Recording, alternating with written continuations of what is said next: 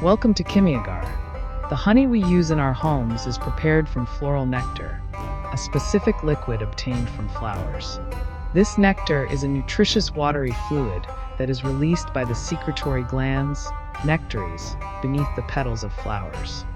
Floral nectar contains 70 to 80% water and a substantial amount of sugars. Among these sugars, sucrose is dominant, while glucose, fructose, and other sugars are in lesser amounts.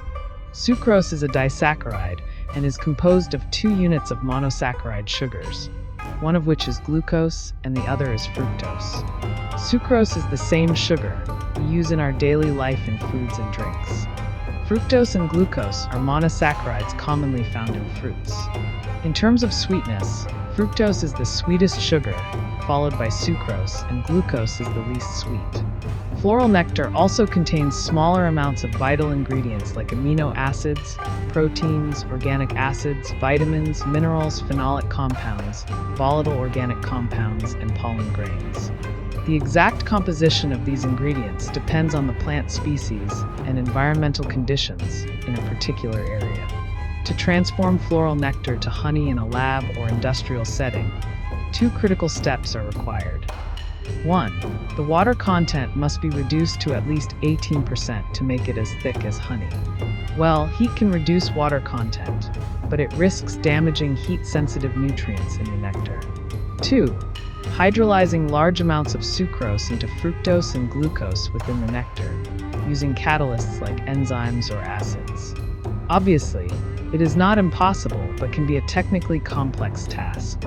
However, nature's little chemists, honeybees, perform the honey-making process efficiently by changing the floral nectar, both physically and chemically.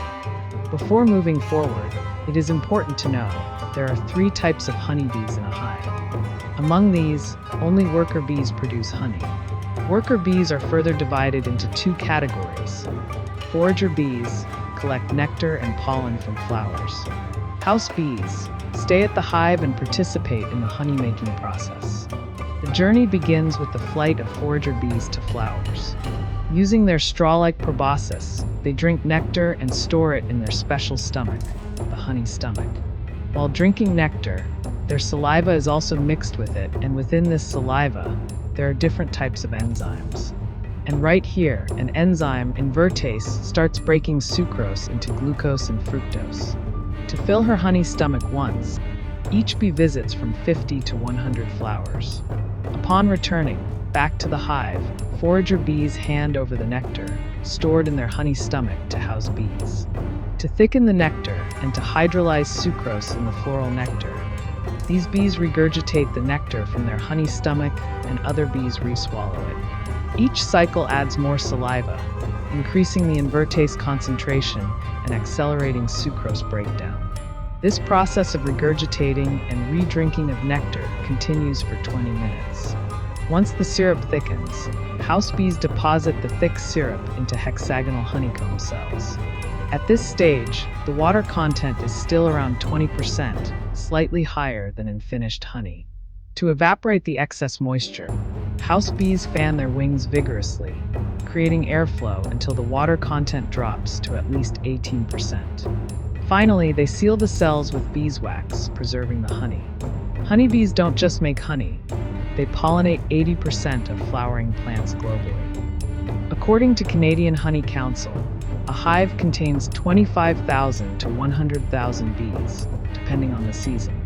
To produce just 454 grams of honey, bees must visit approximately 2 million flowers, flying a total distance of 55,000 miles at a speed of 24 kilometers per hour. A single worker bee, in her 6 to 7 week lifespan, produces only 0.8 grams of honey. Honeybees teach us that even the smallest steps, when guided by chemistry and unity, can create sweetness that echoes across the world. If you enjoyed discovering nature's tiny chemists, subscribe to the channel, hit the bell icon, and share this video to spread the buzz. Until next time, stay safe.